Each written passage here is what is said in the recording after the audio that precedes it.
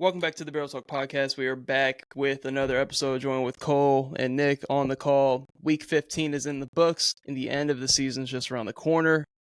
But how are we doing before we get into any NFL talk? Christmas, man. So stressed out. So much stuff going on. I Agreed. can't even enjoy football that much. As much as I want to. I'm kind of agreeing with Nick as much as I love the holidays, but I gotta say, at this point in the year, being a Raiders fan, this is kind of where I pivot to just being a full-time Lamar fan. Or right now, for me, I'm kind of enjoying the Houston Texans a little bit. I'm a Lamar fan, so I can kind of just pick and choose this time of year. It's no bandwagon stuff. I'm not claiming like I'm a part of the fan base. Just when I watch the games, I got the teams I'm cheering for because the Raiders aren't in the mix, and this is a common thing that happens this time of year. Sadly, my Cowboys are also no longer in the mix after what happened on Sunday Night Football. After what 9 did to my Cowboys. I think the cork popped off the fucking bottle Sunday night. No. But we'll dive into that. We can hop into something that broke this morning, kind of something that was like speculated ever since the Dolphins game ended on Monday night. They have officially benched Tua, and Quinn Ewers will be starting pretty much the remainder of the season. It's just how the Miami Dolphins have turned. I remember that Broncos game always comes up when they blew them out, and then like short 2 years later, like how different both franchises are looking right now. But what's the next step for Tua? Like, what's the next? Where would you pivot to, Nick, if you're the Dolphins? I honestly have no clue because I'm always one that looks at like contracts and I'm like, well, this looks like this contract isn't going to be moved. But we've seen in the past teams are willing to do whatever they got to do, to get to a better quarterback situation. I, for some reason, think they're just going to run it back with him. Like, there's just no reason to play him right now. And, he is always at risk for injury. So that's what my mind goes to. Of course, they could be taking more drastic measures, but he does have a lot of money left on that contract. So I think they're taking the smart route, actually. Yeah, I think for me as well, like I'm going to agree. I think they got enough holes. Like the defense has played better, but this is a team that has enough holes around. Like it's not just a Tua thing. At least at the start of the year, it wasn't. Maybe more recently you can point more fingers to Tua. But I think that they're not really in a position to go and make some type of move to fix the quarterback position yet. Like whether that's, trading up in the draft or whatever that would be. A lot of that has to do with the contract that Nick just brought up and you guys were talking about. I think right now you maybe just see what Quinn Ewers is. I'm not saying going to next year with him as your starter. That might be pretty unserious depending on what we see to finish the year. But when it comes to the draft, if you're not, they don't have the number one pick, which they're not going to have by any means. They're going to be around that middle of the pack, towards maybe the top 10 more. You just got to take best player available, whether that's addressing a hole in the secondary, on your defensive line, in the linebacker unit. I'm looking more towards there, or maybe an offensive line, anything really outside of receiver and running back, and even receiver. I wouldn't mind taking that if the best player available is a receiver. I think quarterback, whether if you're looking to draft one, I don't think that's this year, and I don't love any of the quarterbacks that are going to hit. Like the name Kyler Murray pops up a lot for teams like Vegas and. When JJ was playing bad, Minnesota. Maybe more recently, Joe Burrow comes into mind to some teams, but I think the Dolphins are more in a position to where you have so many holes that you don't get too aggressive to address the quarterback issue right now. I'm looking at just let's just get our team in a better place to where fixing the quarterback situation is more of a luxury. I still think if you can address some holes, you watch this season, maybe Tua can come back and be a starter again for you next year, or Quinn Ewers looks like he is good enough to where he can be a part of this like bridge for us. That's where I'm at with the Dolphins, especially in that division with how good the Patriots and Bills are going to be for these next few years. Yeah. I'm looking at their draft picks this upcoming year. So you have your first and your second, both probably going to be middle of the pack depending on where they finish and these last couple games go for them. And then you have 3 third rounders. So you have your own, you have the Eagles, and you have the Texans. Not going to be crazy high third rounders, but you got 3 draft picks right there to where if you draft well, just draft okay, you're going to be like able to fill some of those holes. And they just don't, they're just not elite at anything. They're a team that's like middle of the pack or below average at pretty much everything, except for pretty much their run game with Achane. Achane's like sneakily like maybe not sneakily, like a top 5 RB in the game, like with how much production he's able to get and what his situation is.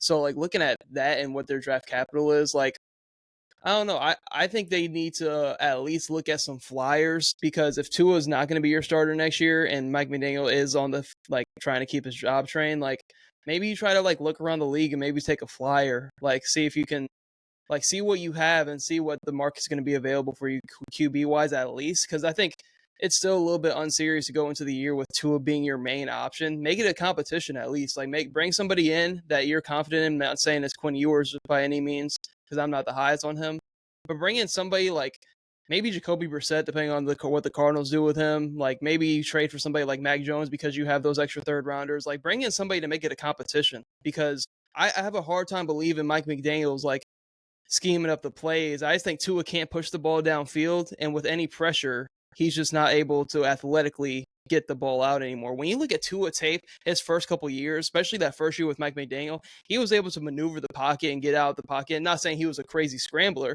but he was just more athletic and like able to extend plays better. Like there was a play where he got out of the pocket and like just took a bad sack, like because he just wasn't He's so athletic enough sackable. to.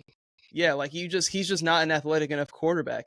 And it sucks because I think somebody like, and he's the hot name of like QB talk in the offseason just because of what he did with the Niners. But like, you put Mac Jones like in a McDaniel offense, like it's kind of similar to what he was doing with the Shanahan offense. Like a bunch of intermediate throws, like you're not asking him to go be Superman or anything else like that. You have a built-in run game with Achane. You have Waddle. I'd like to see them go add another receiver. Like I think Mac Jones would be a perfect guy to bring in to compete, but you're just going to have to trade for him. And you want to sacrifice draft capital, like Cole said, to trade for a quarterback when you have so many holes. You kind of want to address that in the draft. So that's where you kind of pivot to like, maybe you can get somebody in free agency, like maybe like a Mariota, like because I know he's a free agent, maybe somebody like that just to make it a competition. But if you go into the next season, like with Tua being your number one option at QB, you didn't even try to do something to fix it this offseason. Jones thing is reminding me of like when you brought up when Mike McDaniel first got the job, like how like hot it was. Like, you know, he's a hot shot play caller and he's saying like, I'm making my offense to Tua's skill set. And that's what he did. And that's when the Dolphins were fun.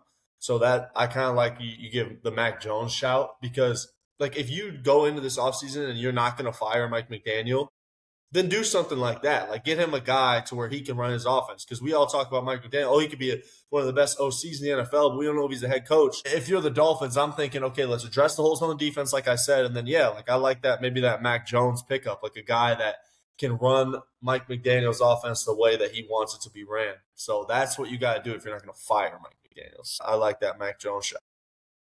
Another name I could throw out there because he is a free agent, and from everything you've heard, it seems like he's still in the mindset of playing. Just to make it a competition, I'm not saying you got to bring him in, but like even somebody like Russ.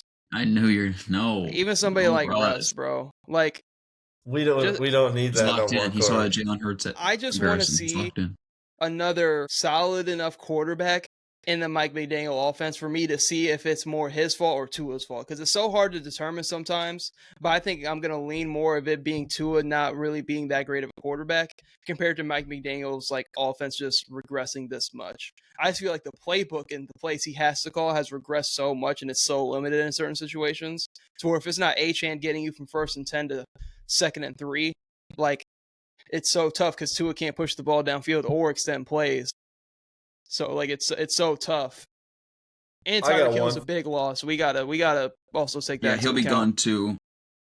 I mean, I don't know how much money they'll get from that, but I know they're going to release him. I think is what he can get cut and they'll save money on that as well. This is a 2-part question. First thing, I don't know about you guys, but I have like a few backups in the league that aren't like the names of like a Mac Jones yet to this point, I guess. But I still kind of believe in. At least one is like wild as shit, and I don't want to say it. But the other, if I'm the Dolphins also, what if you look into maybe getting Spencer Rattler back as a starter if the Saints are going to be Tyler Shuck people? Maybe Spencer Rattler could be still seen as a starter. At least like that gives your fan base a little bit something more to be excited about with him being younger. I could see that being a guy who could still be a starter here. Maybe you're not able to do that this offseason, but I don't know. That was I mean, just if they want, if that the popped Saints in my do head, want to too. just commit to him, Tyler Shuffle's all I think right. Tyler So if they Shuck's just the want to commit guy to in New him, Orleans. you think Tyler so? Shuck's the guy in New Orleans. I mean, you gotta think they're going on a 3-game win streak, I believe, beating the Bucs and the Panthers in back-to-back weeks, and he's This was played well supposed in to be both the those worst team games. in the NFL by far, and Spencer Rattler maybe won one game with them, but since he's been the Yeah. starter, this has been. And like Rattler Saints didn't even ain't look bad. terrible either. So that's why like No. I'm okay with it. No, he didn't. I just think The The Shuck is a losses very there was good one fit game with where it was really on him, but other than that, Right. it was just them Kellen being Moore is a outmatched. really good fit for Tyler Shuck, just because he has Yeah. some rushing ability. He's a bigger body. I think Rattler could fit McDaniel's system a little bit more because he can get out of the pocket, extend plays, and everything else like Yep. that. And that's the main thing. Like, this is so hard against some play action looks because Tua is not the most athletic guy in the world. It's almost like he's like Kirk Cousins at Kirk Cousins' age right now, but he doesn't have the arm strength of Kirk Cousins even at Kirk Cousins' age right now. When I'm looking at Kirk Cousins play, he's a statue in the pocket, but there is no doubt in my mind that he can still push the ball downfield. He's slanging that ball down the field. Like that's what Tua. If Tua could push the ball downfield, it would be a whole different. They wouldn't be as bad as they are, but he just can't. He just doesn't have the arm talent for that. And if he's not giving you the best accuracy in the league, he's not even a starter. I'm just going to be honest. Yeah. Like, he still is accurate, but it's not been like it was where he's just like not missing throws within 15 yards. He's not. Mm-hmm. He's still making mistakes in the short game too, and he's not pushing the ball downfield. I like the Spencer Rattler one because that's somebody that's going to be very gettable. I think him and you're going to have to trade for both, but I think you could definitely get Rattler on the low, especially with the Saints cap situation. Like they could probably take any pick. Not saying Rattler's making a ton of money, but like they just need to kind of get cheaper contracts on the books because they're in cap hell, and I think they're going to be for another however long. It seems like they've been in cap hell for the past like 7 years. Realistically, like is Rattler not just a 6th rounder at best? Yeah, it depends. I don't really know how it works with quarterbacks with draft picks, to be honest, though. If Shuck's your guy, you can bring in anybody to be your backup. Then, like, you can just bring in any vet that you find like that can just fill that need to be your backup. That can just run the offense. So, like, you don't need somebody like Rattler who can still play. Yeah, like you can just bring in whoever you want to be your backup. Like Gardner Minshew, if you want to be your backup. Like, there's just names out here that could easily fill that void. I like Rattler. Rattler and Mac Jones are really good situations for them. And then Tua, I just don't know what team takes on Tua because you're gonna have to attach a pick to get off that contract. So I think he might just tough. You might just eat it and he's your backup. Yeah, unfortunately, that seems like it. It might maybe because there's always like different avenues. Like everybody has their just looks at contracts differently. Like maybe there's some avenues that we don't know about to where like they get out of it maybe a little bit cleaner than what people think. Like everybody views. Nick said it like. A lot of contracts look untradeable until the player gets traded. Like people kind of view Kyler Murray that way, but I think there's no world where Kyler Murray's the starter for the Cardinals going into next year. So I think Kyler Murray's going to be on a different team, and that contract is deemed untradeable. Like there's also somebody like Joe Burrow, like somebody could look at his contract as not untradeable because he's a top 5 QB, but just the dollar amount tagged to it. Teams will do a lot to get their quarterback situation corrected. Mm-hmm. There's also something that happens once the offseason starts that NFL teams and fans forget about quarterbacks not really being that good. And they just are like, the name value kind of goes back up again in the offseason, I feel like. And you just like, oh, yeah, that could work because he can be our starter. When really then you forget what was happening down the stretch of the season when you're just losing games. I think that kind of happens a lot. Maybe I'm just a Raiders fan too, and we decided to go into a season with Gardner Minshew as our starting quarterback, but we'll save that before for we another day. Pivot and kind of get into the slate.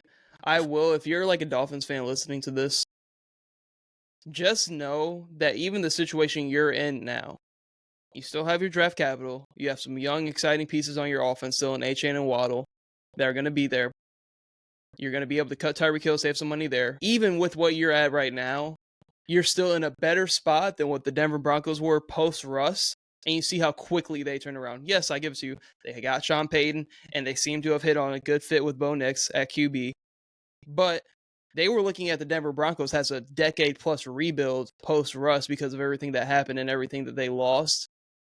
But they were able to turn it around quicker than Yep. you thought. So maybe Way quicker. I'm not saying that they're going to get to the Broncos level of like being the 1 seed just because of how tough that division they're in is now with the Patriots and the Bills. Like, and God forbid the Jets ever did something, but like, I don't know. I think it's looking dark now, but who knows? All it takes is one good young quarterback to come in there and really change shit up for you, and then you're back on the path, really, because that's all it takes. You look at the Vikings. I mean, the Vikings were on the path, and then one bad first half of the year from a QB, and then you're talking about a whole different offseason, like, and people getting fired. Like, that's how quick the NFL can turn.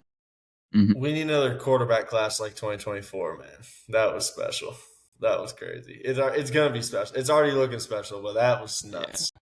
How many quarterbacks got drafted in that class? I've seen something from pretty much all the QBs, realistically. Like, I don't think there's, out of the younger crop of quarterbacks in the league, I think everybody has shown me at least a little something. Maybe not like all pro, like MVP caliber guys, but like starting like people always think you got to hit a home run pick at quarterback. Sometimes you just need a guy. Sometimes you just need a guy like I know Jared Goff you can say Jared Goff's a top 10 guy, like depending on who you're talking to, but sometimes you just need somebody that can be a pocket passer that can run the offense. Like sometimes you don't need this crazy talent like Josh Allen or Lamar Jackson. Sometimes you just need a guy that can just push the ball downfield a little bit. I agree. Look at Bo. Mm-hmm. And even like a guy like Penix, like he throws fucking missiles. Like I'm still with it. I'm still on Penix. JJ just showed us a good game. Obviously the top 3 has had moments. Yeah, the league's in good hands for sure. I think though, one more thing I'll say also for the Dolphins though, like I know Corey brought up the like Broncos thing. I am a little bit, I know people were acting like the Broncos were so screwed. When it comes to the Broncos though, I look at them as a higher class organization than the Dolphins. It's hard. I think it's going to be kind of hard for Dolphins fans to trust that they're going to hit on all these picks. But at the same time, it really just takes that really good coach coming in and changing the staff. So if they're going to stick with Mike McDaniel, he's going to have to really have a really good bounce back year next year. Otherwise, they're just going to be off of him. And then, you're going to be in the sweepstakes. You're going to be trying to get one of those big time coaches. And then that's where I really think it flips. You look at Vrabel in New England right now and Sean Payton in Denver there. It doesn't just happen with Ben Johnson in Chicago. The hot hire it always works out low key. Like the hot hire really always works out. That's what I'm saying. I'm not saying I like Mike McDaniel as a play caller, but they need to get that like big time coaching hire. I really do think that's their thing. And I don't think that's this offseason. So I think you stick with Mike McDaniel. Like overall, they're going to need to get that big time coaching hire if they want to take that next step. There's definitely I don't think is going to be one this offseason. I feel like the past couple, there's always been that home run hire. I just don't really see that happening this offseason. Maybe like you keep McDaniel one more year. Mike McCarthy's coming back. He goes head coach of the Titans. Mike McCarthy, say what you want, that he's bare minimum 9 wins. Not for the Titans, he's not. Yeah. But we can get into kind of the slate, kind of talk a little bit about the Bucs kind of falling off earth completely, losing to the Falcons. Like, I mean, a lot of us had the Bucs pretty far, thought highly of them, and they still have to play the Panthers twice. They play them this weekend. Division's pretty much on the line, both of these games, and they got kind of bailed because the Saints beat them and the Panthers in back-to-back weeks, so it's pretty much an even playing field the rest of the way, especially because they haven't even played them yet. So this game's going to be pretty much for the division and who gets that playoff spot. I personally would like to see the Panthers win and get that division. That's just me, because I think the Bucs are in a weird position to where like they're so comfortable with 9 wins and winning that division to where like they are a good team, but Baker hasn't really looked good in this stretch at all, honestly.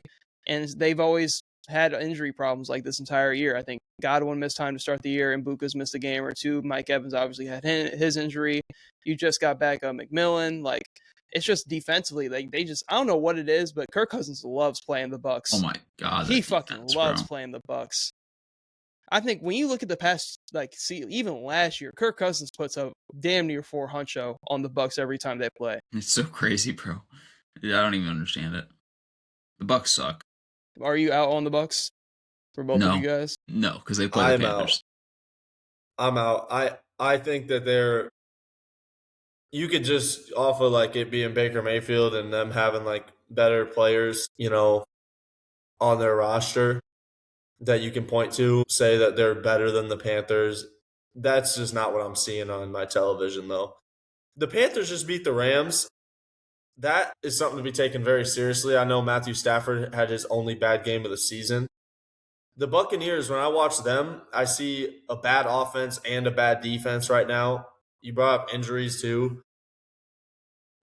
I think if they get in the playoffs and they win this, I want to call it a shitty division. I just think they have no chance in a playoff game. Right now, the way the Panthers are playing, I think they can kind of play with anybody. I don't think they're going to win a playoff game. And like you said, Corey, I just would be more excited about the idea of Bryce Young getting in the playoffs. Oh, yeah. I want to make it clear. Last year. I want to make it clear. I don't think they're going to do anything in the playoffs. I just still believe in them to win the division. Right. It's also 100%. 100%. I think whoever wins it will get shellacked by that 5 seed. Whoever that is. I am just so it's going to be the Rams or the Seahawks.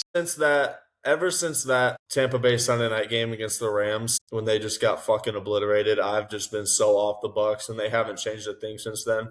Their coach, I'm blanking on his name right now, sorry. Completely. Todd Bowles had it. I mean, did you guys see his post game when he was just cursing like a sailor? Like, there's problems going on there, and it doesn't feel like they're going to turn it around, at least to me, from what I'm seeing.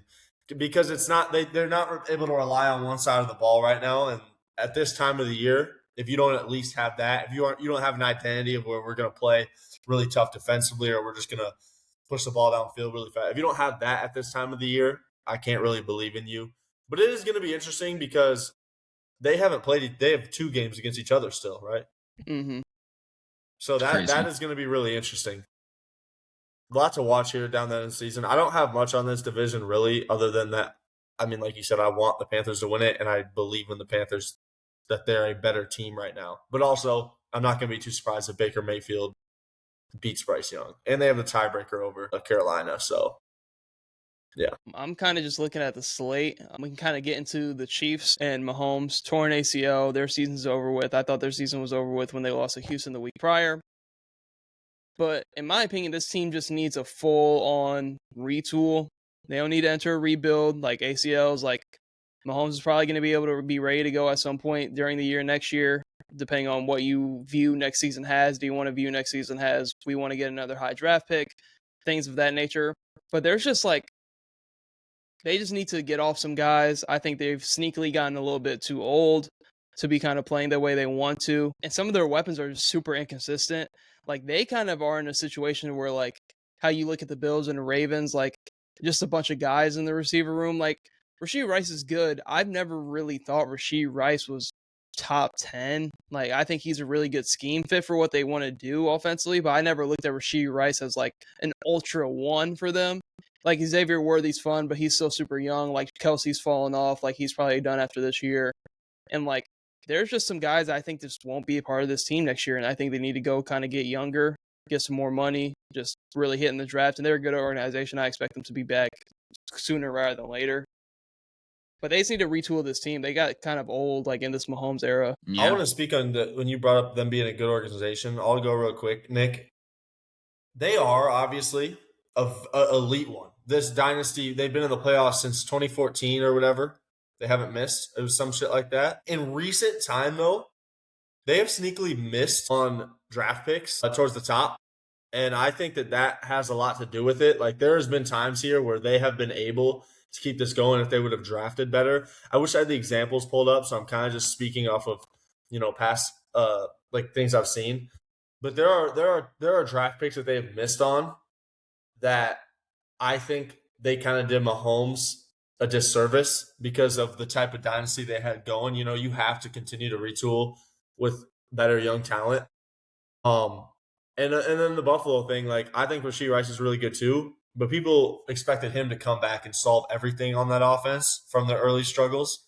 And, like, Jameson Williams would be the best receiver on the Chiefs. There's multiple wide receiver twos I think would be the best receiver on the Chiefs. That's no disrespect to Rashee Rice.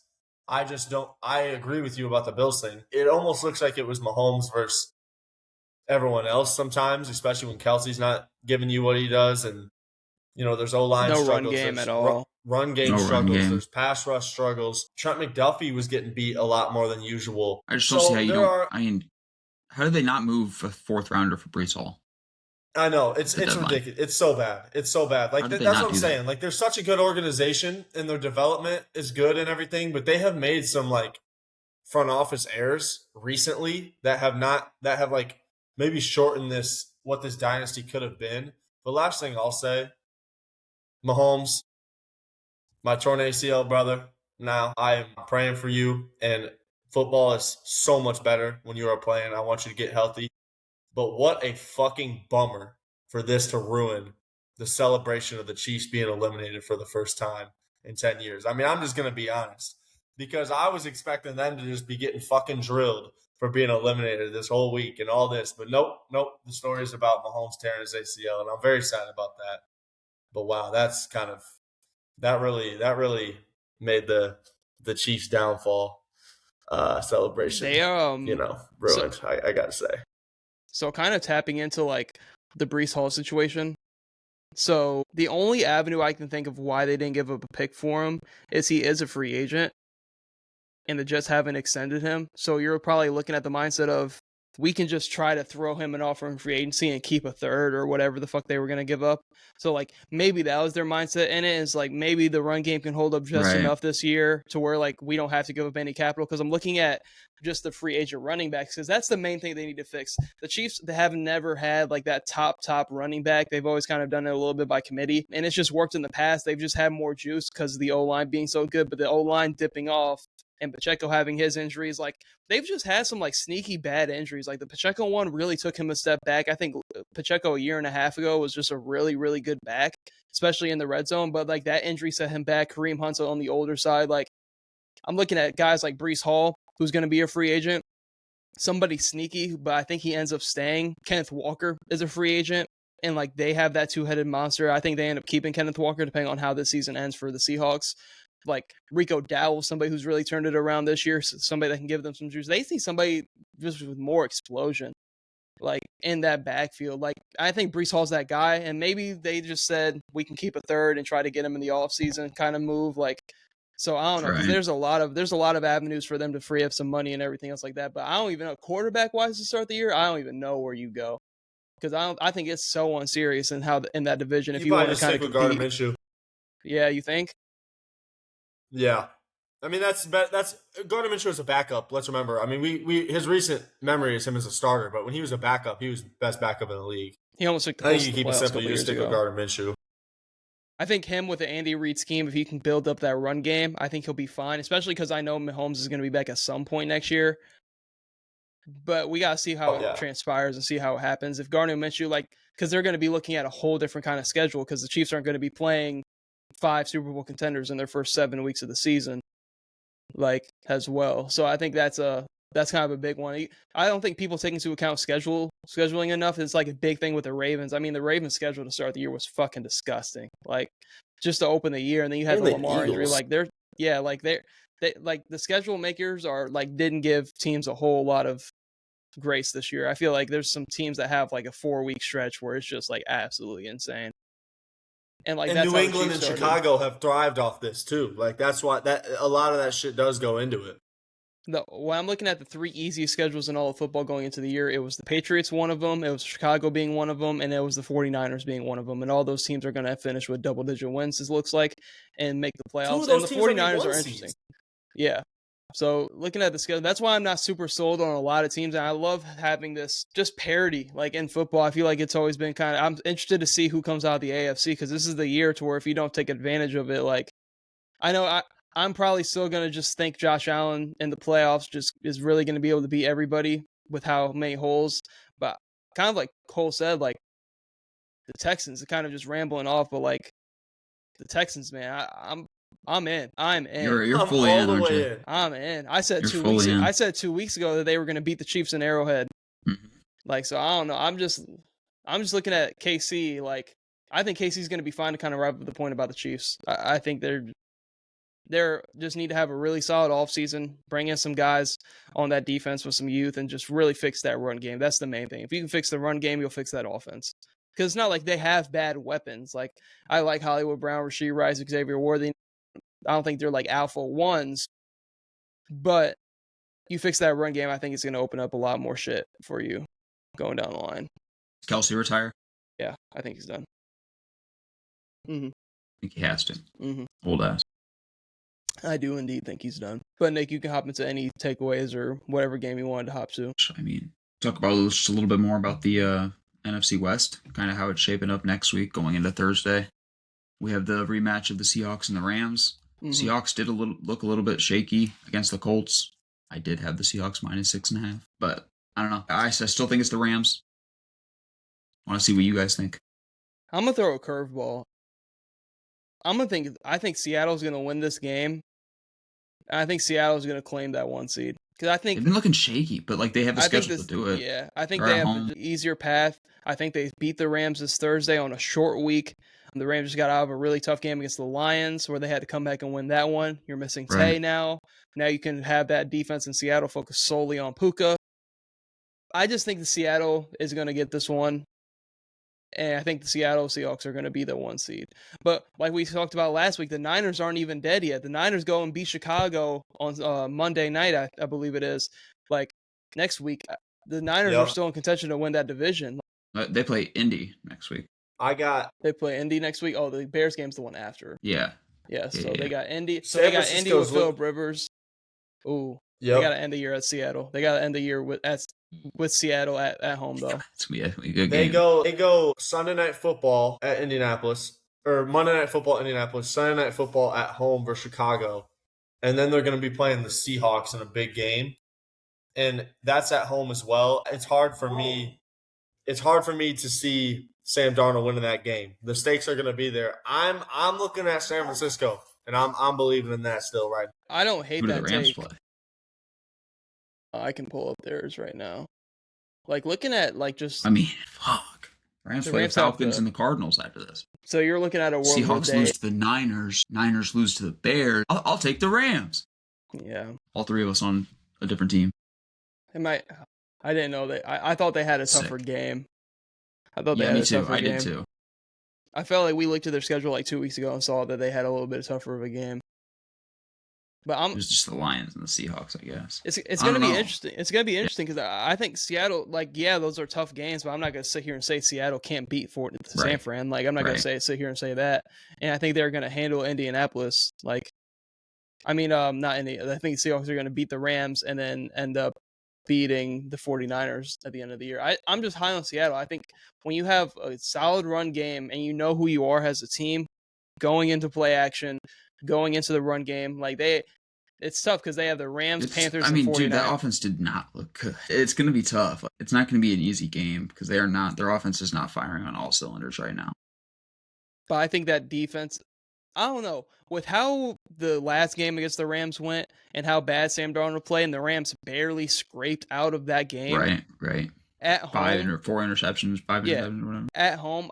Now the Rams don't have Tay. They get the Rams on a short week. I know Seattle also played, but I think the last week's game was a lot tougher for the Rams playing the Lions than it was the Colts, even though it was an ugly game. I just believe in the Seahawks this week to get it done at home and split with the Rams. And then I think they can beat the Panthers still. Mm-hmm. And then I think the Niners also, looking at their schedule, and I want to be high on the Niners, looking at their past couple of weeks, who have they really played?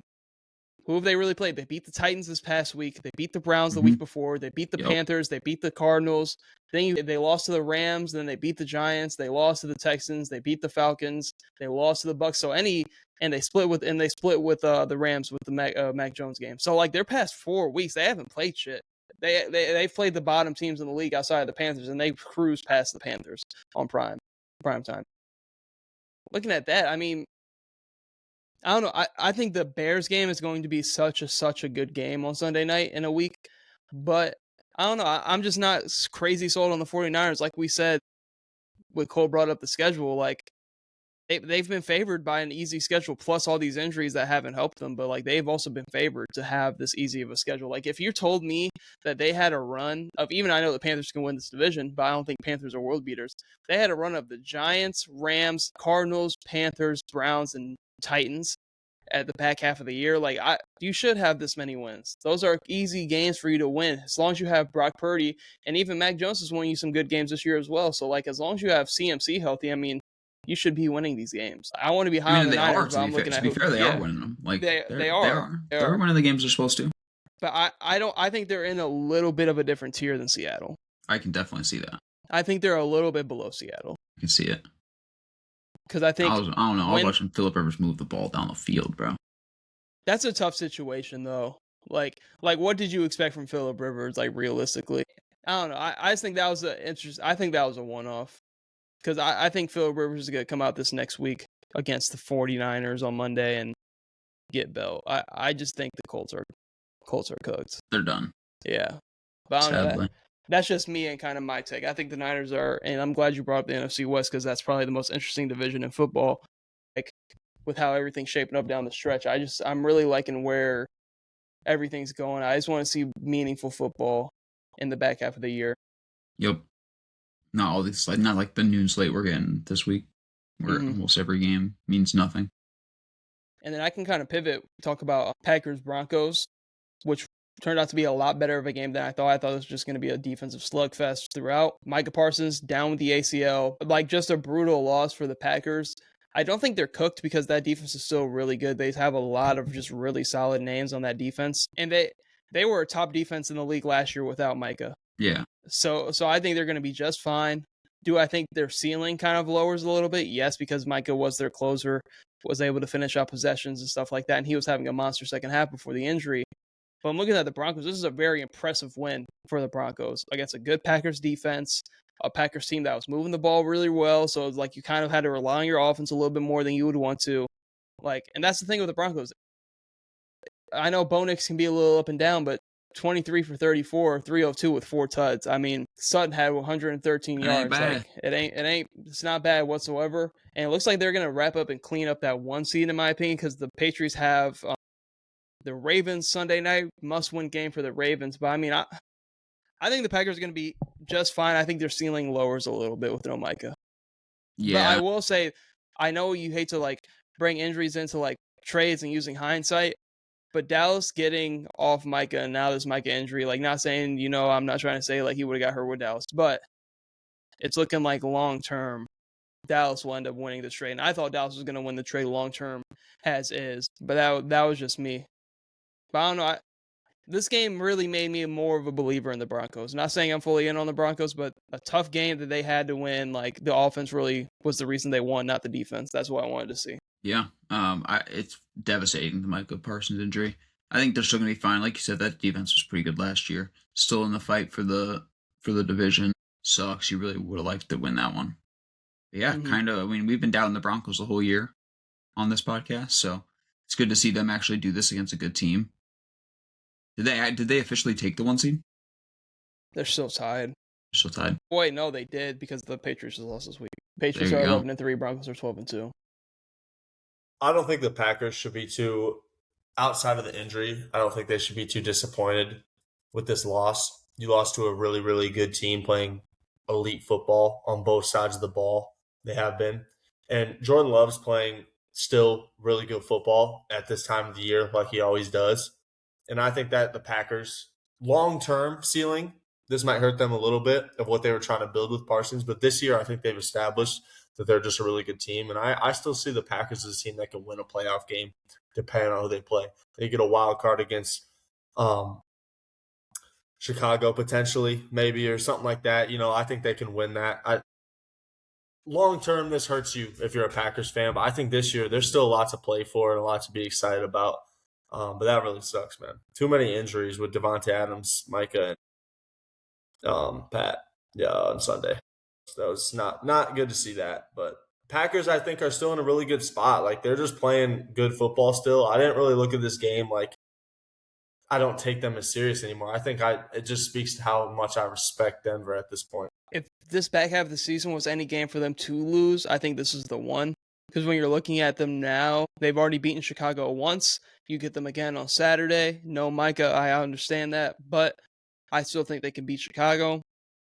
And if you beat Chicago, you're pretty much guaranteeing yourself to win that division because Detroit's had some losses. And I think Detroit's low-key a little bit out of the picture now to win the division. So looking at this, I think they're in a really good spot still because they beat Chicago on Saturday. They're pretty much locking up that division because they'd have the tiebreaker over Chicago, and Chicago still has to go play the Niners as well and Detroit. So I think they take care of Saturday. They take care of the Bears. I think they're going to be fine and win that division and host the playoff game. The Bears situation can get really interesting. By the way, I was talking with someone about this, like, because if the Bears go 1-2 and the Lions just lose one game, they're in. But I'm looking at the Lions right now as a team that could win out potentially. I feel something with that, and if that's the case, the Bears have to beat both San Fran and Green Bay to get in. I think that's an interesting situation because I know how Dan Campbell's going to have them boys playing going into that Week 18 game. I know Nick got so much hate for it about the Chicago Bears thing, but like at the time, it was not the craziest thing. Every game on their schedule in the back half of the year is a playoff team outside of the Browns. Like looking at like them like not making the playoffs and having double-digit that wasn't a crazy thing for me at all. Like with how tough their last like remaining games are. Yeah, I mean Packers, Niners, Lions. Like that's a tough schedule. They can go 0-3 in these next 3 games.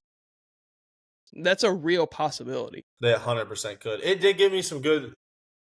I like to see though, like if you're the Bears, like that Browns game, like just blowing out the Browns because you're a good team and they're a bad team does give me some signs like that. Chicago, I know Chicago's legit as a playoff team, even if they don't get in. But like that should give you some good signs. Like this team's serious. We're not fucking around.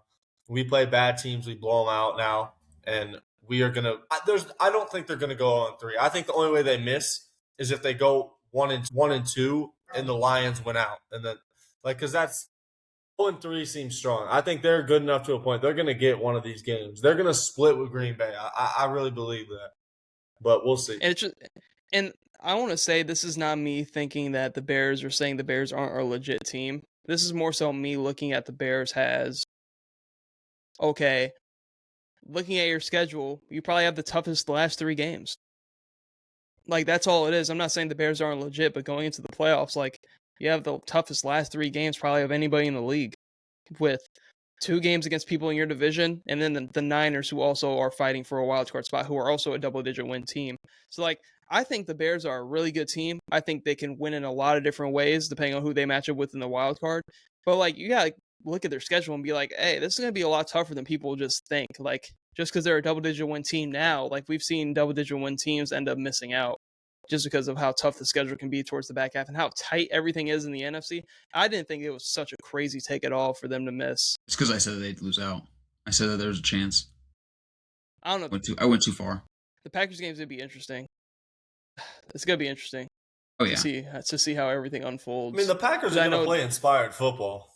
They're going to play some inspired football still. It's not like that defense is like when Micah was in Dallas and he's the only one doing anything. They still got dudes on that defense. Yeah. But Green Bay has injury issues.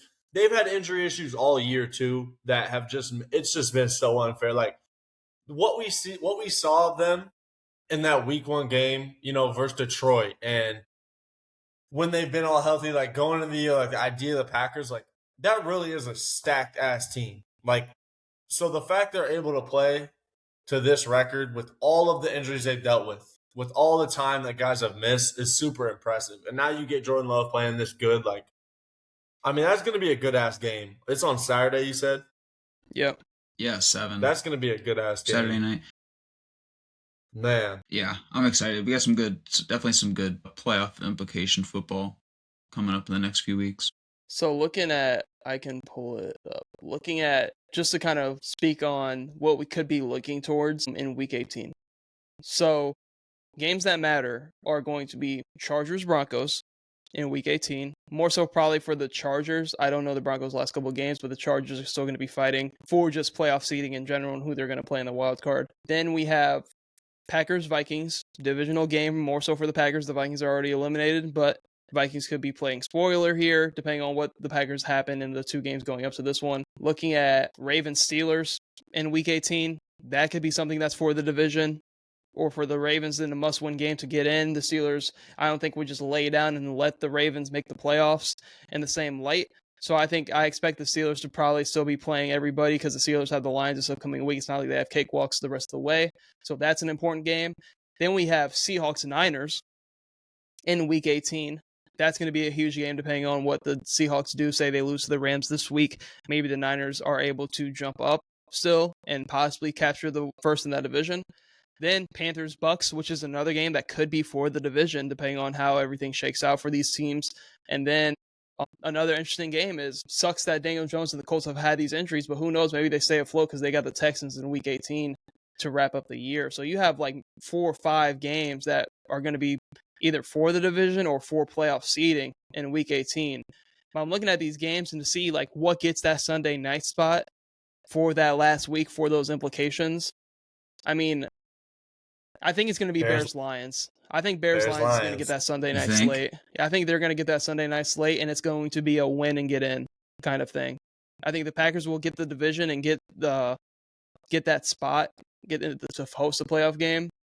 And I think the Bears and Lions are going to be a win and get in for that last spot. And you could also make the argument for Seahawks Niners. Like that could also be a Seahawks, win and get in. That's what I was thinking. You remember 3 years ago when the Lions and Packers played on that week? It might have been Week 18 Sunday night game. Like I feel like NFC North in that Week 18 Sunday night spot, that feels so right. Even last year, I would love that. It was last year Vikings Lions, yeah. I mean, you could also argue like if the Ravens Steelers drop one in that game's for the division, you could have 2 games that are legit for the division. So yeah, you could have Lamar on primetime versus the Steelers to win that division. Winner gets the host of the playoff game in the 4th seed. That'd be amazing. So I'm looking at the Rams schedule. I think the Rams are going to host this. So you're looking at 1, 2, 3, 4 win and get in games, and then the Texans, Colts, Chargers, Broncos are going to be more for seeding. The NFL never fails this time of year. I got to say that. Yeah. It really doesn't. I mean, but God, I will have some money on somebody in Saints Falcons Week 18. Somebody go be wanting to get paid. Kirk Cousins might put up a nice little 350. Nice little 350. Just cause. Yeah. I don't know. It's gonna be. I'm glad it's trending in this way because I know we had the Vikings-Lions Week 18 game at the end of last year, but I think everything was pretty much set in stone at least a week or 2 before with everything else. But now we're looking at multiple divisions, like multiple teams that are fighting for seeding. Like, to say that we might have like 3 or 4 win and get in games, like it's tough. It's a very entertaining ball. And like there's some just like stupid like upset games that teams are going to have to still play. Like the Packers and Vikings, like that's going to be a stupid upset that could fuck everything up for like the Packers if they were able to lose a game like that they should win. Like that's just because the Vikings like seems like they're figuring it out a little bit. That's just a tough division team to play in Week 18 because the Vikings are going to get up and try to play spoiler with that division. Yeah. So that's a tough game. So I don't know. One of these is probably going to go wrong. Like something's going to go wrong for one of these teams. 100%. And lose a game that they shouldn't. As much as I want to be high on the Texans, like if I see them get walked down by the Colts, like I'd be pretty fucking hurt. I don't think that defense can't get walked down. I'm at that point with the Texans. I'm trying to think. If anything, they could lose games. I don't think they're a team that's going to lose to the Colts. That just is not even no shot. I think the only upset one would be Vikings over the Packers. I just don't really see another upset. I know any given week in the NFL, but I don't really see a meaningful one. Next week, Panthers beat the Seahawks, so then Panthers automatically, let's say the Panthers win this one, so then Tampa Bay don't even have a chance in Week 18. Like there should be some just random ones that you ain't even see. Yeah. I'm looking at Falcons the Patriots beating the Rams next week. Personally, I'm looking at the Pats to lose the. I'm looking at them to drop the division to Buffalo, getting hot right now. That's kind of where I'm at. Ooh, I think the Patriots lose in Baltimore, and then I think there's a shot they could lose one of these Jets-Dolphins games as well. I think that's because they're finishing the year 2 divisional games. Buffalo feels like they're gonna win out, unless I'm forgetting a game that they have to play. That's insane. They play Philly. They play Philly Damn.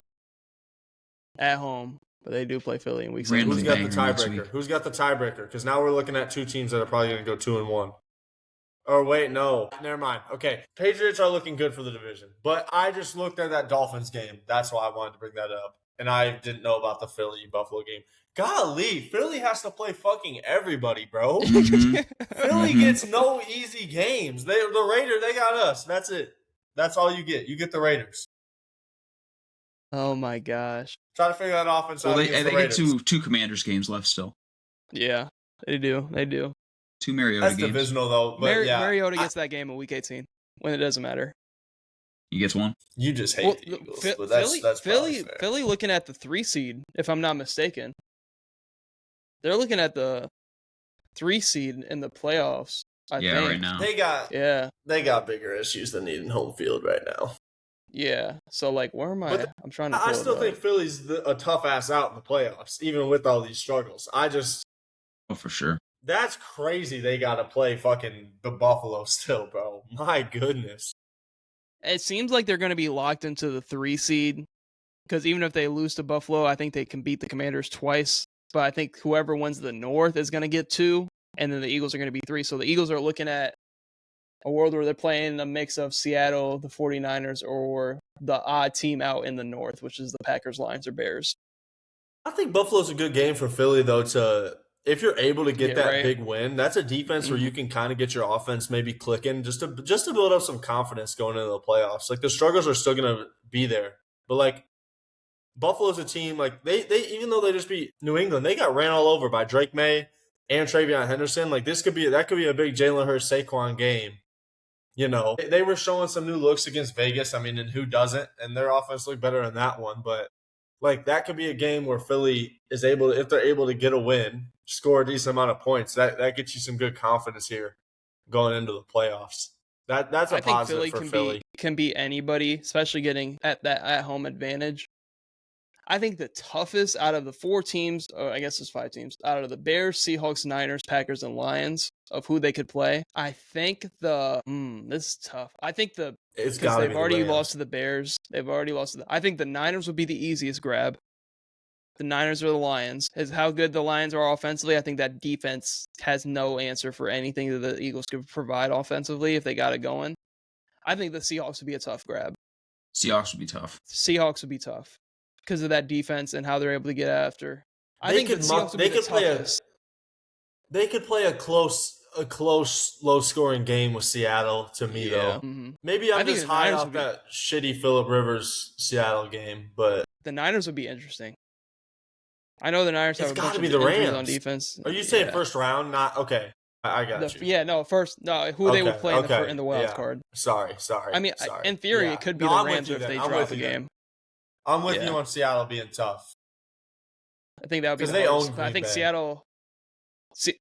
Wow, the 5 seed is going to come down to pretty much Seattle or the Niners, whoever wins these next couple. So one team gets to play either the Bucs or the Panthers, and then the other team gets to play the Eagles. NFC stacked, bro. Seeding matters, bro. Seeding matters. NFC so stacked that the seeding overly matters. Facts. Like, my goodness. Hey, Dallas has a 1% chance, has not been fully eliminated, to make the playoffs. You're saying there's a chance. Yeah, there is. And then the Ravens are still on the bubble, kind of wrapping up the episode talking about the AFC side of things. The Ravens are on the bubble at 7-7. Colts are 8-6. They're on the bubble. And then look at the Jags. Look at the fucking Jags. They're good as hell. I mean, Steelers-Chargers wild card game at like 3:25 on Saturday. I mean, I'm sad. We're low-key dead wrong for taking this long to talk about the Jags with how they're playing. My goodness. I mean, they got Denver this upcoming week. I mean, looking at the AFC and like just the playoff picture, it shows who they play in week 16. Broncos have the Jags, so the 1 and 3 seeds in the AFC get after it. Patriots have the Ravens. Steelers have the Lions. Chargers have Dallas. Bills have Cleveland, and then Texans have Vegas. So then the Colts in the bubble have the Niners. So God, I don't think the Ravens are gonna fucking make it. Unless they can catch, if Pitt wins Sunday, they have the division, I'm pretty sure. They play this weekend, right? So it'd be if Pitt beats Detroit, I think they have the division. They beat Detroit. The Ravens will have to win No, out. because the Steelers and Ravens still play. Yeah, they still play. Yeah, because then Steelers would go to 9-6. They're a game ahead right now. 8-7. Steelers are at the Browns next week. Next 2 weeks from now, I guess. Don't the Ravens play the fucking Packers? Or am I tweaking? God, please no. I think they do. They do. Saturday night. They got Green Bay. They got Green Bay done, and Lambeau. Dude. The Ravens are done. Green Bay and Lambeau. God, I love football. It's hot. It's hot right now. It's hot. It's moving right now. Wait, so who does the 3 seed play? Sorry.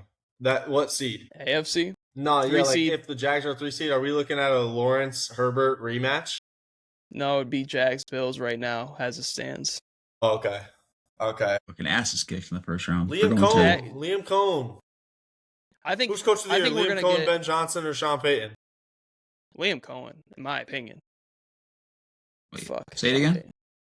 Liam Cohen, Ben Johnson, or I guess Sean Payton. Sean Payton. You could look D'Amico Ryan, maybe.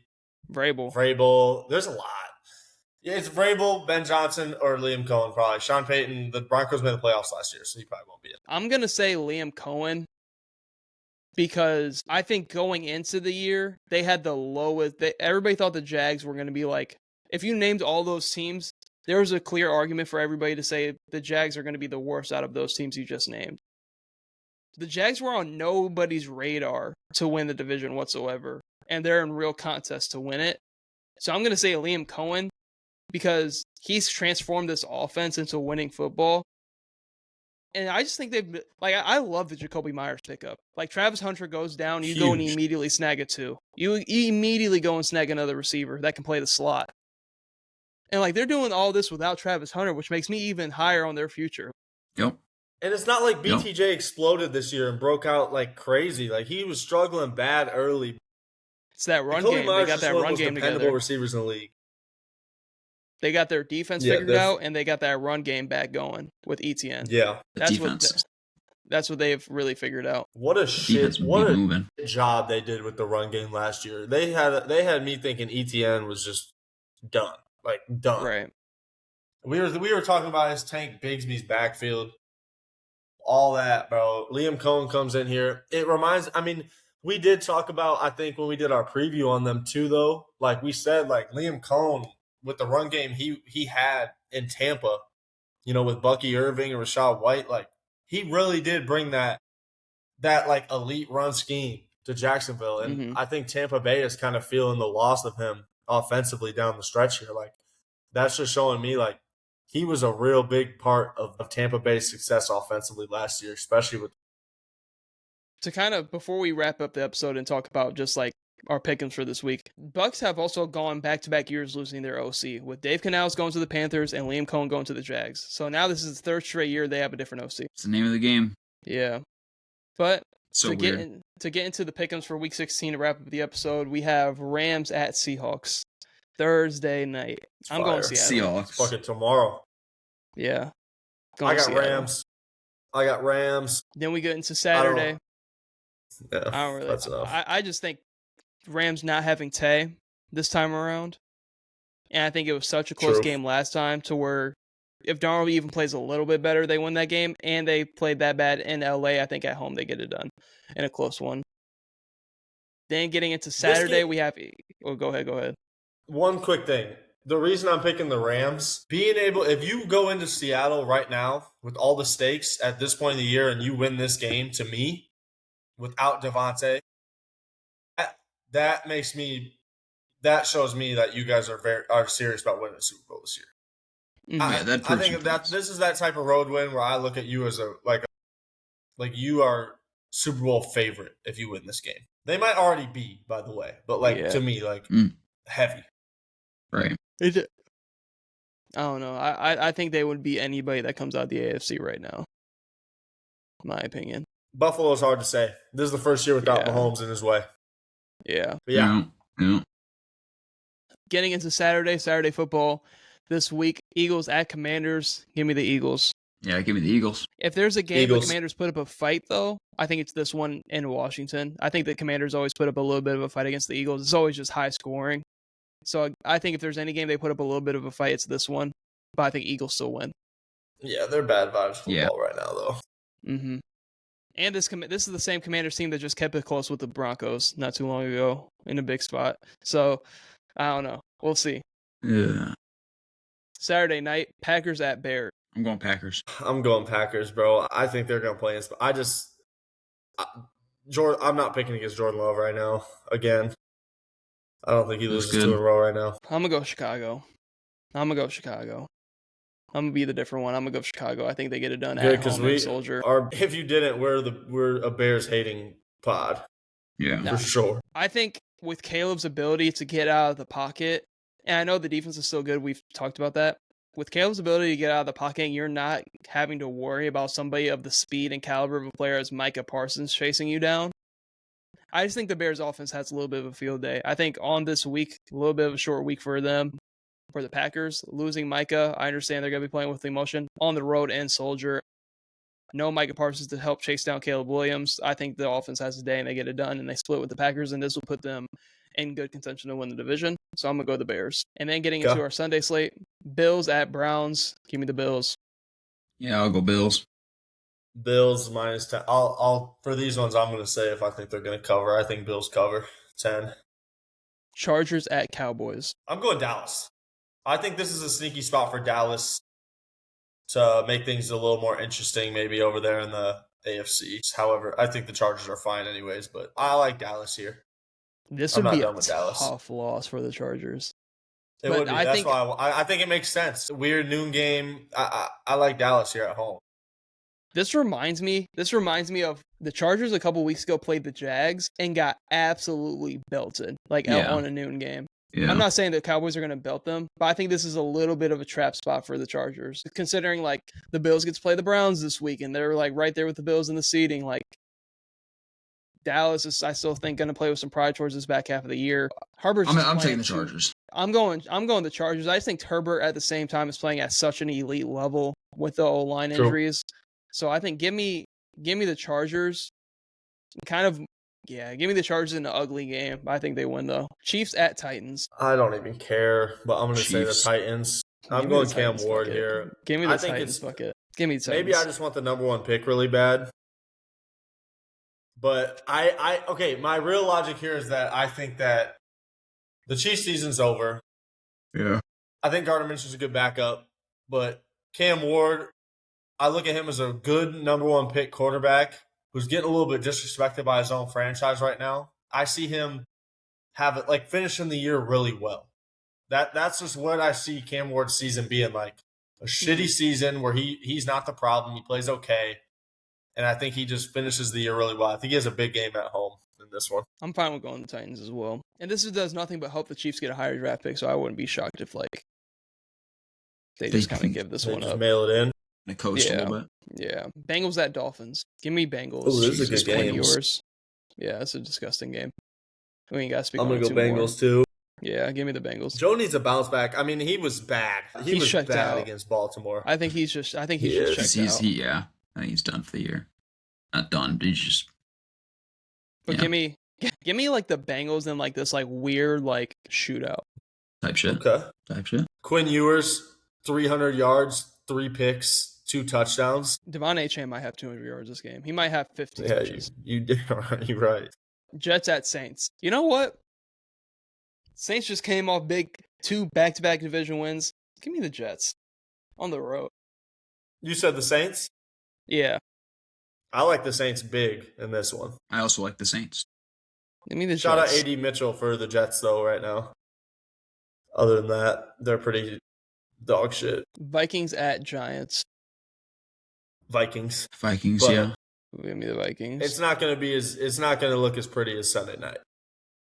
No. Cool to see JJ and Dart, 2 young quarterbacks, go at it in a game like this. Kind of like a meaningless game for playoffs, but it's good to see 2 guys in kind of that younger QB class get after it. But give me the Vikings because I want to see JJ play well, but I really want us to lock in a 4th place schedule going into next year. So I hope Detroit can just keep on winning games because we're low-key right there with Detroit. Bucs at Panthers. God, this would be a massive get-right game for the Bucs. I don't like the line. I don't like that Tampa Bay's favored. It's a coin flip game, but Give me the Panthers. Give me the Panthers. I'm going to pick the Bucs, even though I don't want them to win. Give me the It Panthers. feels like this is the game they win on the road.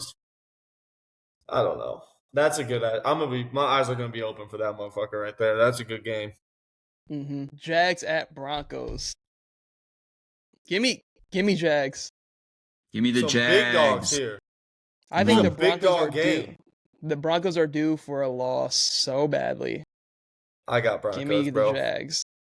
I got the Hear Broncos. me out. I don't think it's going to be the same Mile high, situation. True. I think the True. Jags come out, like kind of comparing it to the Chargers game, not that bad. But I think that first drive, Jags go out and get a tud. Like if they get the ball for it, I think the Jags walk down and score. And I think it's going to be a very interesting game. Because if the Jags win this, they pretty much lock up that division for them. Because I know they got a couple games up on the Texans. I don't know about the head-to-head, but they got a couple games up on the Texans to where, like, if they win that game, it's going to be very good for them to win the division. So give me the Jags on the road. I like and it. then getting into Falcons-Cardinals. Give me the Falcons. Just give me Kirk Cousins to throw for 300. Joe. And Jacoby, there might be 700 yards thrown in this game. Yeah. From Jacoby Brissett and Give me Kirk the Chains. Falcons. Raheem Morris gets another dub to help keep his job. So give me the Yep. Falcons. Help keep his job. I The got over in Falcons, too. passing yards might be over for Brissett and Kirk Cousins this Mhm. game. Steelers at Lions. Lions. Keep it simple. No, he wants them to get to their 11 wins. He predicted. Hold on. Hey, a couple years Come ago, on. You Detroit want that fourth eliminated place schedule? Rodgers. Lions got this. Detroit eliminated Rodgers I think we in lost Green Corey. Bay. Nick, Okay, we I'm can walking both with go you. ahead and agree Texans beat the Raiders at the 325 if we're jumping ahead one spot. It's probably Detroit, but Definitely. I'd love to see Rodgers just That's go in my- there and my put up a thinking. performance. But it's the Lions. The Lions need this one more. Yeah. Raiders, Texans. Give me the Texans. I also go the Texans. Patriots, Ravens. Like the Ravens need to win this one. The must win. This is a Patriots must win. coming off that downfall last week. Give me the Ravens. Big spot, primetime on the road after a collapse against Buffalo at home. Give me the Ravens. Yeah, I'll also take the Ravens. Make it interesting, boys. Mm-hmm. And then I know Cole's going with the Ravens. Oh, yeah. And then to wrap up Monday night, Niners at Colts. If the Colts were fully healthy, what a game this would have fucking been. Would have been an amazing game. Give me the Bet we have to watch fucking Phillip Rivers play. 49ers. Yeah. Give me the 49ers. Yeah. Give me the Niners. Keep it close. Mm-hmm. Keep that But- division close. That is our pick'ems going into next week of NFL football. A lot talked about of division winners, must-win games, win and get ins going into the future in these next couple of weeks. We will be back next week with another episode. Thank you guys for tuning into the Barrel Talk Podcast. Hope to see you tune in to future episodes.